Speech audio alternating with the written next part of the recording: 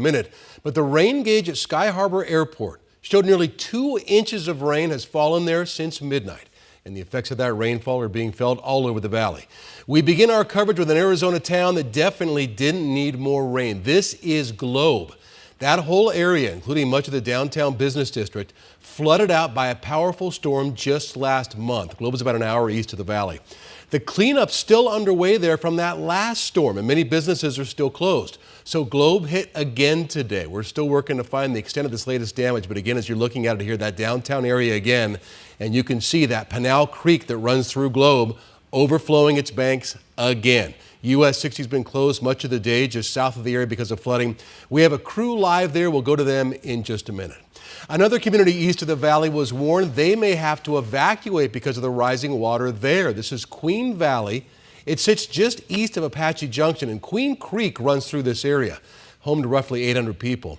Pinal County put all of them on set evacuation status because of this. Again, muddy, churning water moving through the area, saying the rising waters there were a big danger. We got multiple calls. There was one lady in particular that she called up and she said she had 3 foot of water inside her house. We had another couple that called up. He explained that his spouse was in a wheelchair and that they had water coming inside their house. We had a total of 15 houses, give or take. We're still counting on them, but about 15 houses that had actual water running inside their house. So again, several homes flooded out, but the water started receding before that entire area had to be evacuated. Now here in the metro area, we saw a lot of street flooding. The heavy rain, too much for gutters and storm drains. This is Mesa, Sossaman, and Elliott. So this is kind of the eastern part of the city. A lot of construction is happening in this area, but again, the road totally flooded out and definitely rolling the dice as drivers try to go through this area. In Tempe, an industrial area just to the east of Sky Harbor Airport hit by flooding. You can see these cars here. Yeah, not great. Sky Harbor recorded nearly 2 inches of rain, remember, today. So this is 10th place and 52nd Street. The road shut down to keep more drivers from having expensive repairs on their cars like these two you see here. South Phoenix, this is an area of Baseline and 40th Street. Now this area of Phoenix is prone to flooding, water coming down off of South Mountain and rushing into neighborhoods. You can see a lot of debris in there, big chunks of rocks and mud. There's been flood control work done over the past several years in this area, but not enough to keep these streets clear. A little west of that, 19th Avenue and South Mountain also hit that same issue of water coming off of South Mountain and rushing into neighborhoods. Again, big flooding all over today. Even in the North Valley, this is a more mountainous area. Residential area in New River also flooded out. This road closed. Tanya Trail, a lot of water there, making a big muddy mess. So we have some breaking news for you as well. We're following out of Buckeye. So this is video from Sky 12 of a Rainbow Valley. That's where a volunteer group is out searching right now for a man who's been missing since early this morning. They found his truck. You see his truck right there. It's in this flooded wash, but he's nowhere to be found. MCSO was out there, but then got called to another situation, so they temporarily suspended that search. You can see they've got that truck kind of roped off there. A volunteer group is now out there looking for the man. We have a crew on the way to the area. We'll have a full report for you tonight at 10 o'clock. Team coverage of today's storm. Meteorologist Chris Dunn with the record rain. Maria Stobbs is in Queen Creek with a storm rained out a popular pumpkin patch for the first time ever. But let's start with Sean Rice, east of the valley. And Sean, I cannot believe that Globe, after all they went through just a few weeks ago, is hit again by flooding. Yeah, Troy, that's absolutely right. Good evening to you. Just 2 short weeks ago, this entire community was hit with that deadly flooding. Multiple people lost their lives because those floodwaters just ripped through the downtown Globe area, the areas of Miami, Claypool, these small towns. A lot of people have lived here for their entire life, and I've heard multiple times they have never seen a 2-week period with as much rain as this area has seen. Let's take you to video of what it looked like this morning. This video here is given to us by Phil Smith. He is a deputy with the Gila County Sheriff's Office. He was stationed right here along Broad Street in downtown Globe, and you can see it around 10:15 this morning. Those floodwaters leaping from beyond the Pinal Creek area. That's the creek that runs right through the Globe area into the downtown streets area. Many of these businesses were already in the process of picking up the pieces and reinstalling drywall, and now they're having to do it again because of these floodwaters. We want to take you to some video given to us by Janet Klein. She drove through the areas of Miami, Globe, and Claypool this morning. From her video vantage point, you can see the waters coming from down the Pinal Creek from the mountain areas east of Globe, and the water's flowing extremely fast. It's nearly overflowing the creek area and over multiple bridges through the area. These businesses in downtown Globe for the last 24 hours have placed sandbags in front of entrances and windows. Locals here tell me that certainly did help, but the water and mud was still able to make its way into their businesses. Of course, as I mentioned, many of them were just in the process of trying to reopen from what they experienced 2 weeks ago. If we back out here live, Mayor Al Gameros is here. Mayor, thank you so much for giving us a little bit of your time. For people who don't live in Globe but are feeling for your community, give us an idea of how you guys are feeling after some floods hit you guys again today. You know, round two today was a little devastating. We thought we'd dodge a bullet again from Friday. We were getting those alerts that we were going to get the rain. This morning about 5, I came out with the fire department. We rode around to the different creek areas that we cleaned out, that were cleaned out from the last storm, and everything was running good. Everything was running smoothly, although they were high. And then right around, I think 9:30 or 10, we were down here where you see North Broad Street, and it hit this bridge that's down here, and it started just coming over the railing and getting higher and higher. And then it started flooding towards us where you see, and then about 20 minutes later started receding, which was great. It was great to see. A lot of the businesses already had their businesses sandbagged. So none of the mud like we saw last time got in there. It was more just a little bit of water. So we're happy for that. It's a cleanup on the roadway, not as devastating as the last one. We hope this through the night and tomorrow that we're able to withstand a lot of flooding. You had mentioned to me off camera some of the preparations that were made this time around. You had mentioned a curfew that was installed over here. Some of the preparations business owners were making. Outline some of that for us. Yeah, so we initiated a curfew Friday night, dusk to dawn. We didn't want any businesses opening beyond this, because if they have public down there, then it stretches out our resources, and at nighttime it's a lot harder to do any type of search and rescue. So, and they were fully cooperative. We had no businesses open down here, and that is in effect until Tuesday, unless the weather cooperates and it gets better. And no injuries or, of course, deaths this time around? None at all that we are aware of. I don't know about Miami. Miami, 6 miles west of us, got the brunt of this storm. They have a lot of debris, a lot of dirt, debris on their downtown areas. So they took the hit this time. Anything people can do to support your community this time around? You know, it's going to be a little bit of cleanup here. I'm sure Miami's going to need some help with a lot of cleanup. I always tell people what it is to help get our businesses and residents back is to donate to the United Fund of Globe Miami. That money goes directly, working with Arizona Local First, and the Salvation Army goes directly to them now, where they can start their recovery and rebuild. Mayor, thank you so much for your time. Appreciate it. Thank you. Troy, we'll send it back to you again. I think this community really can just get people's thoughts and their prayers right now. There is another round, we understand, of some light rain coming to this area tonight, and so we're just hoping with all of these locals that it doesn't have a major impact. We'll send it back to you. Yeah, and I know Miami got hit hard with this last series of storms a couple of weeks ago. Sean, so interesting behind you. So that muddy area, is that as high as the water got in this latest round? Because the street that you're on right now looks pretty clean, and then all of a sudden you get all that mud. Yeah.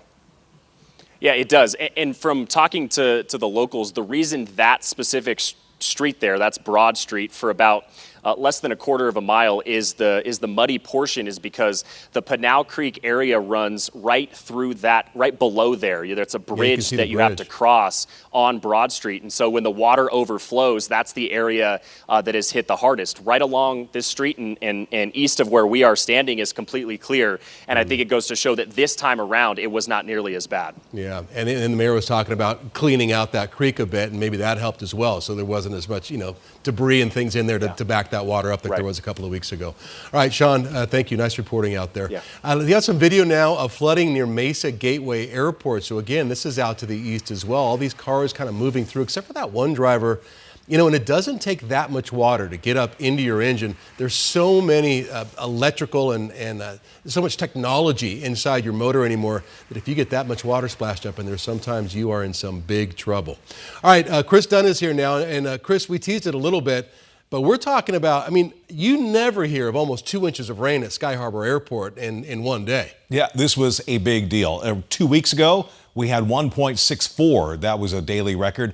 1.96. I woke up this morning and I was looking through all of the reporting and I saw this number and I was a bit surprised because we were expecting an inch to possibly up to 2 inches, and we had a number of spots over 2 inches. The previous record, 3,200ths back in 1957. Remember, yesterday's record was 3,100ths. And that was back in the 1920s, and we broke that with the 7/10 of an inch. So between the couple of days, we've had over 3 inches of rain. This is the fourth wettest day on record in October, the fourth wettest day, the fourth wettest October now on record, and the 15th wettest single day on record in Phoenix. For the next 36 hours, we will add additional rain onto what we've had, but not in the inch to 2 inch category. Most likely about a half inch to maybe a third of an inch, according to some of our computer forecast models. A fairly quiet situation here on the radar right now around the Phoenix area. There may be one or two spot showers that develop as we get into the overnight hours. But as we expected, the bulk of that moisture and all the rain across Pima County and into southeastern Arizona, focusing in on Globe and Superior on down the road, the 60. There still is a flood warning in effect here that goes until 6:30 just because of all of the runoff that we've seen so far today. There's not a whole lot of active weather. We saw in Sean's live shot that things are pretty dry right now. But again, the runoff from all the surrounding hills and the earlier rain that we've had, 3 inches of rain as estimated by the Doppler radar. So a lot of rain in the Globe, Superior, Miami area, and even in the valley too. The radar estimates of 4.2 inches in the East Valley. Here are the real numbers from the Maricopa County Flood Control District gauges. About 2.5 inches of rain in Gilbert and almost 2 inches of rain for Queen Creek and Mesa. Apache Junction over 2 inches, 2.13 for Chandler. Over 2 inches in Tempe and Ahwatukee, but some folks didn't get quite as much. Now, I've had reports from our weather watchers in the city of Maricopa with over 2 inches of rain. The gauge that's just north of town, a little less than a half inch, and about a quarter of an inch of rain in Glendale, but 1.5 for Avondale.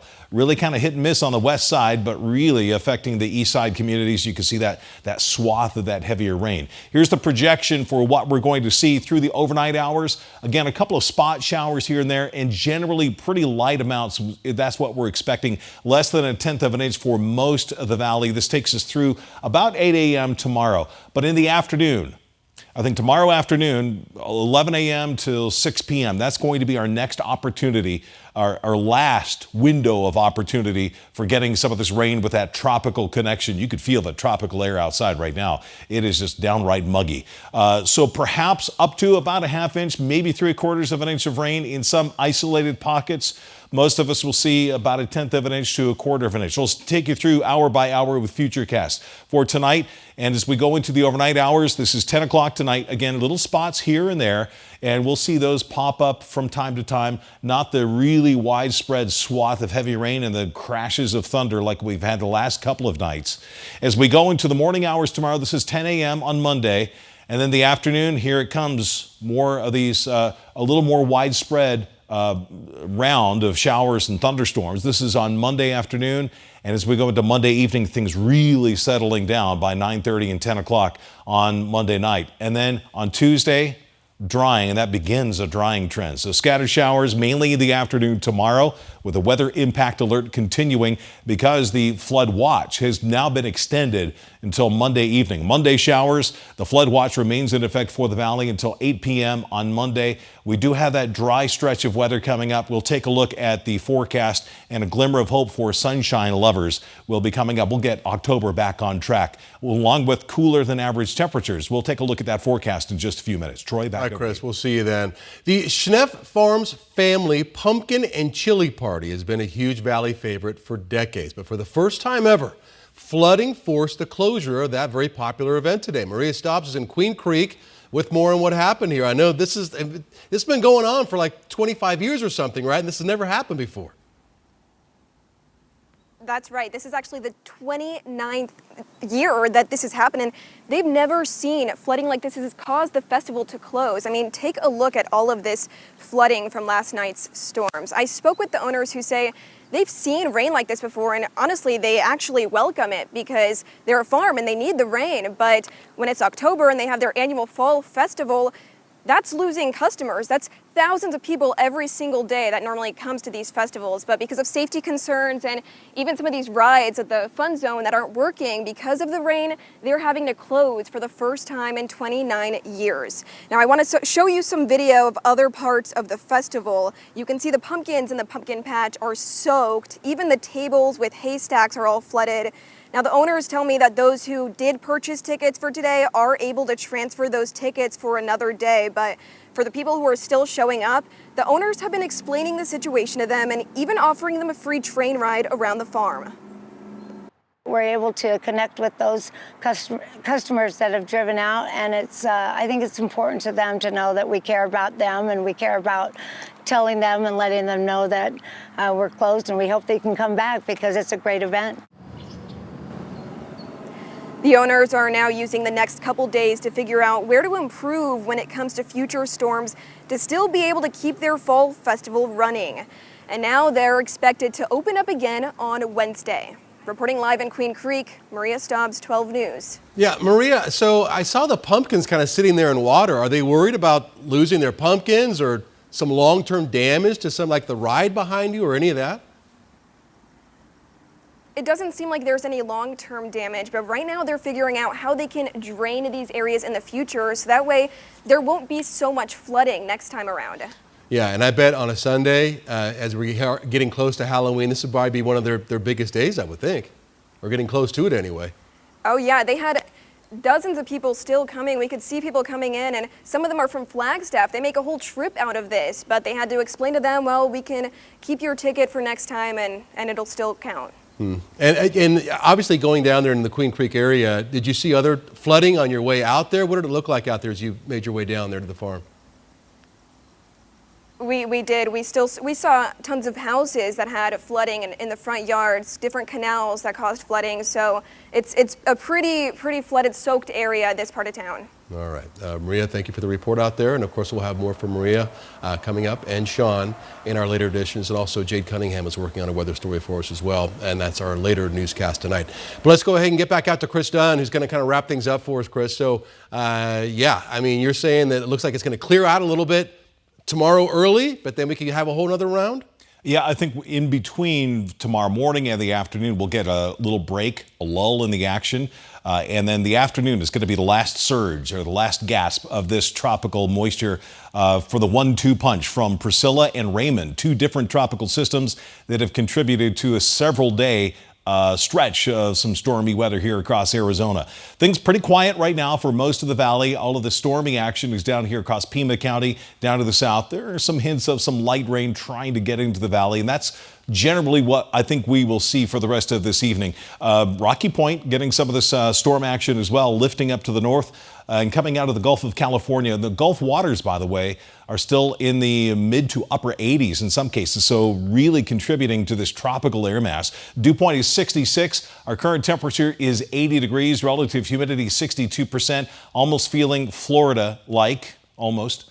72 Casa Grande, 71 in Tucson, 60 in Flagstaff, and drier air along the Colorado River. So Bullhead City, Lake Havasu City in the 80s, dew point temperatures there only in the 30s and the 40s. So you can really see the difference with the dry air in place across the west. We still have this humidity residing across south central Arizona. And because of that, that's why we still have a flood potential. That flood watch has been extended through Monday afternoon for the valley, also across southeastern Arizona, for one more round of potential flooding across southeastern Arizona. This is for today in the moderate or the medium risk for excessive rain. As we go into tomorrow, eastern Maricopa County still in that yellow zone, so the heaviest rain and the flooding potential right here. But as we go into Tuesday, the 14th, we're back into the clear, so a much more tranquil weather pattern on the way. So through Monday afternoon, weather impact alert Isolated pockets of heavy rain and some isolated instances of flooding still possible. Have a way to get warnings. I know my phone was blowing up earlier today with all of the watches and the warnings and everything. The advisories coming through fast and furious. There's the little bit of a break, 8 a.m., 10 a.m. up till about noontime, and then for noon, 2 and 4, some pop-up thunderstorms across the valley, temperatures in the low to mid-80s, and then things will start to settle down in the evening. Here is your Valley 7-day forecast. One more weather impact alert day with the extension of that flood watch, a 60% chance of showers, thunderstorms tomorrow. Tuesday, 84. We drop down to 80 on Wednesday and Thursday. And look at the string of sunshine. Wednesday, Thursday, Friday, Saturday, and into the weekend with temperatures in the 80s. Morning lows will be closer to 60 degrees. So more typical and actually cooler than normal weather for October gets on track this week. Troy? All right, Chris, thank you. So with this big storm, we've seen records broken. We've seen some damage to property. We've seen some cars that aren't in great shape. But one thing you hate to see is a loss of life, and we could be dealing with that in the Southwest Valley. So let's take one more look now at the search for a missing man in Rainbow Valley. So this is south of the Estrella Mountains, so it's in the Southwest Valley. And as the sheriff's helicopter is going over, so this is their main search and rescue helicopter they have, MCSO. And this is what they do. So they'll fly low over the top of this flooded out wash here and see what they can see. So this is a live video, again, of the helicopter getting back in the search. And you can see they've got the one rescuer out the side. So if need be, he can actually drop down and have what they call a screamer suit or some sort of a loop that they can put around a victim who would be down there if, you know, he's clinging to a tree or they spot him down there. So we don't know exactly what happened to this man. His truck was found in the flooded wash. He has not been seen. We had initial reports that he went missing, or was reported missing anyway, very early this morning, about 3:30 this morning. There's also a volunteer group out here looking for this man. And we had the truck, we were showing it to you just a few minutes ago, and it appeared to have a lot of damage on it. It looked like it may have rolled over as well. So we have a crew on the way. We'll have a report for you tonight at 10 o'clock, and we'll continue monitoring the aftermath of today's storm, as well as look ahead at more rain. So stay with 12 News and 12 Plus for all the latest updates, and we'll see you later tonight after the game and locker room right here on 12 News.